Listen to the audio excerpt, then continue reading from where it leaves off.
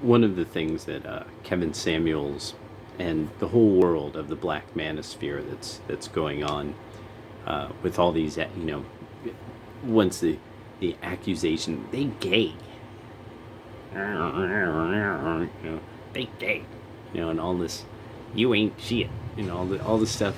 Okay, this is wake up time. Now Kevin Samuels has been explaining the numbers, how many black men are married to black women, replacement plus number of children that'll be raised in a home where the marriage lasts until they're adults and into their adulthood. That's it. It's all that matters.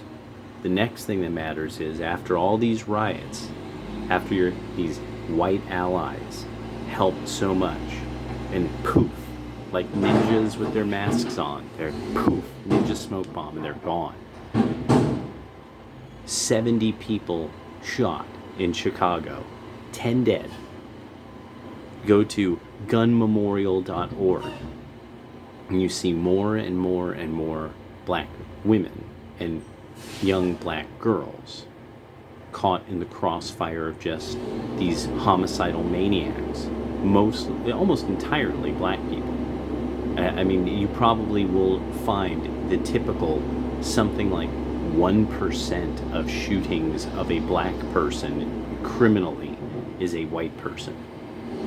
This is unbelievably likely. I mean, once you remove anybody but white people from where white people live, the violent crime rate is consistent.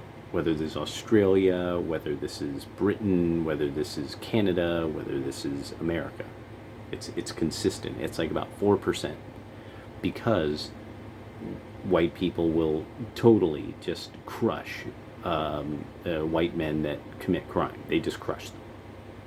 It doesn't matter what people want to think. It's just they are thrown out in the street, or there's a lot of arguments that these are the kind of people who are most likely to be conscripted for warfare in a generation, and that the Great Wars knocked off a lot of these men who simply, or they're just not bred with.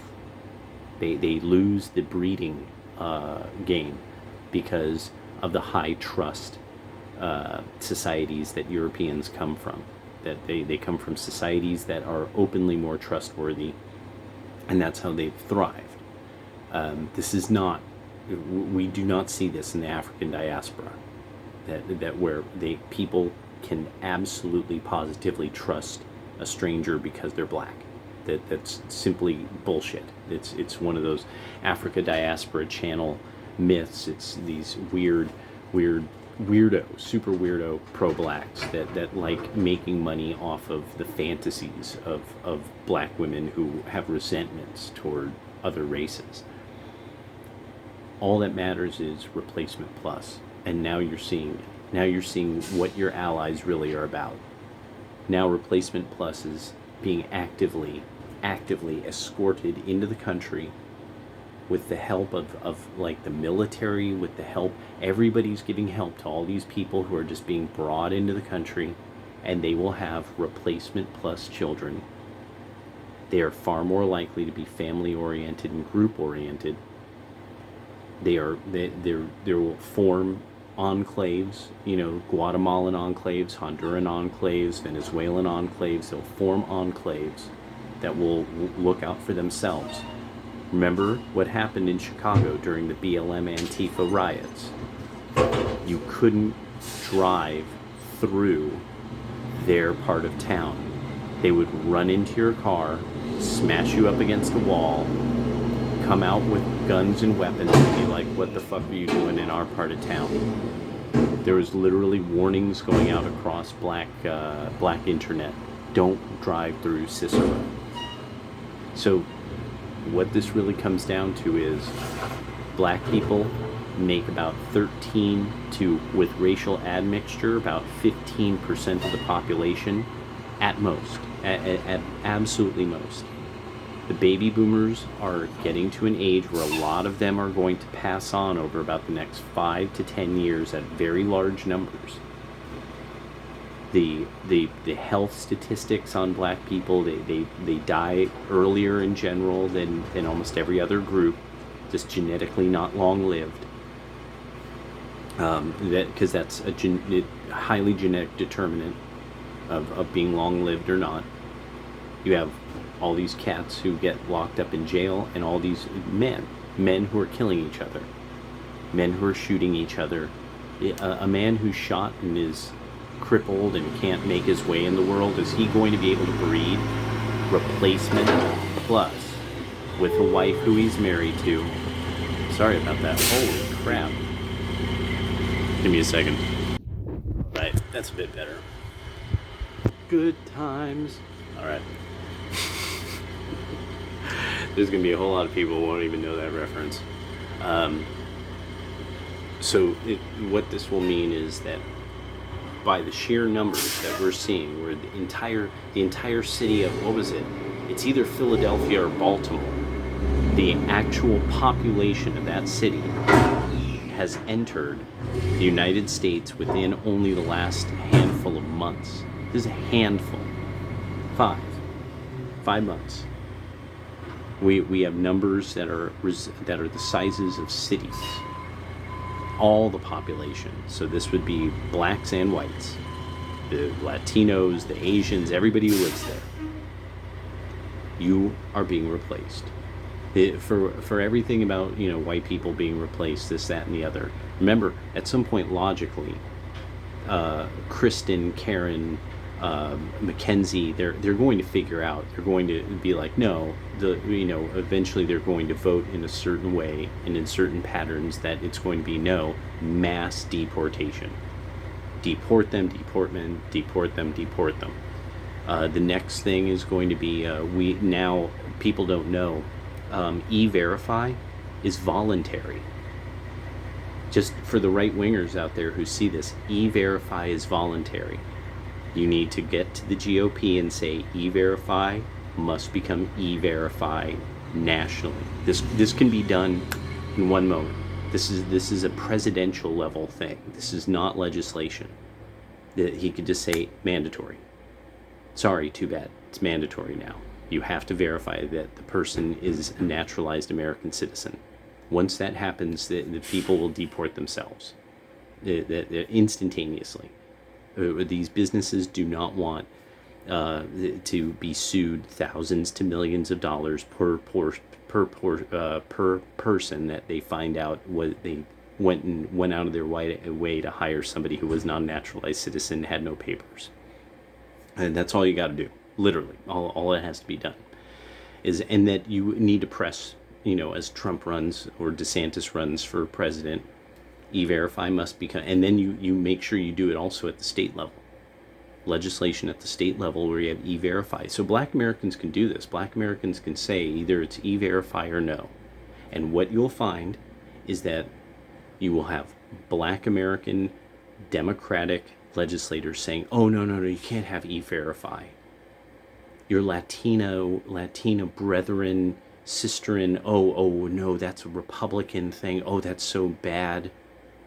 You're being replaced. And you're getting the bamboozle on. They're bamboozling you. And now the data's starting to come out about the way that they were testing for the virus turns out to give false positives. So we don't really know who has it or not. We've never known who really has it or not because it's not coming from drawing blood and finding out if you have actually been infected and that if your immune system is fighting it. We really don't know. We have no real idea. Because that would take like weeks. That would take days or weeks of testing per patient. It would cost a small fortune to do the real testing. You're being totally bamboozled. And you're only doing it, you're only going along with this because you resent. You're so full of resentment and vinegar and poison. And black men don't want to get hitched to that. Black men don't want to sit there and listen to you talking about Ming, talking about Carmen, talking about Miranda, talking about Mackenzie, talking about Kaylee. They don't want to hear it. because then it starts to instantaneously be like, what is your issue with all these women? Like, I married you. Like, what's your issue with them? What are you, jealous of them? Lauryn Hill never had a perm. She was considered, remember, Lauryn Hill won, like she swept, what was it, it was, I want to say, not Grammys, right? Because you see, I don't really pay attention to famous people that much. But she one year she swept all the music awards, swept them, and then she said out loud something that indicated to people she was a 5%er, and Mackenzie and Karen weren't having it, and her career died on the vine. You're being replaced. You've been bamboozled. Kevin Samuels is trying, all Fresh and Fit, they're all trying. They're trying to reach out to you and say, all you gotta do is stop. Stop with the tooth sucking, stop with the backbiting, stop nipping at our heels. Just fucking be good. Be an asset. Understand that, yeah, life's hard. Do you think your man doesn't know that? You really think that black men don't know that life is hard? Seriously? Like, oh, but it's harder for you, even though there's many of you've gotten college loans, and college loans that most likely, from what you've gone into by the sheer numbers. Aaron Clary, Book of Numbers, and Aaron Clary's book Worthless about college degrees. We know what the numbers are. These are degrees and things that don't pay that well because they're not math, engineering, IT, programming. None of it's not that stuff. And so you will need somebody who wants you. Men want women. It's very important. We desire you. You are not a necessity. Water is a necessity. Food is a necessity. But, I mean, black women will have you locked up. Black women will beat the fuck out of you. This is, what? Nobody heard Ice Cube back in the 90s. Don't fuck with a bitch from the projects. A bitch is a bitch. Like, what? Why are you still playing? Why are you still playing around like reality isn't reality? Because at this point now, it's the sad outcome of you have been completely bamboozled. Because Mackenzie and Kaylee, a diminutive broham, like good Democratic voting white guy who understands, body count doesn't matter. She loves me. That it's just, he'll go for it. He'll fall for it. But these, too many black men are like, I have no idea where you've been. I have no idea. You still are talking to some of these cats. There's dudes who look at you and I know they know who you are. How is this? What is going on here? So,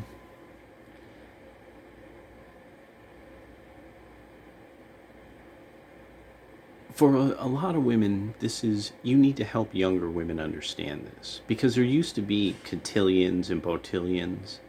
Remember cotillions? Coming out parties where a woman was finally a woman and she was entering the cult of womanhood. Just now now the black men are training black men and they're entering the cult of manhood. And there's nothing that's going to, this is going to be one of the biggest things that's going to change black America, but it's going to separate the cream from the curds and the whey. It's going to separate everything. And it's going to become more and more a separation. And anybody, it's never too late to change oneself for the better. It is a natural, it's not just a natural virtue, it is the supernatural nature of human virtue to orient yourself. You're oriented toward nothing, east of nowhere, or you orient yourself to the east, and you orient yourself to the good, and you orient yourself to the good. And this is a long tradition understood. We have all this music about this.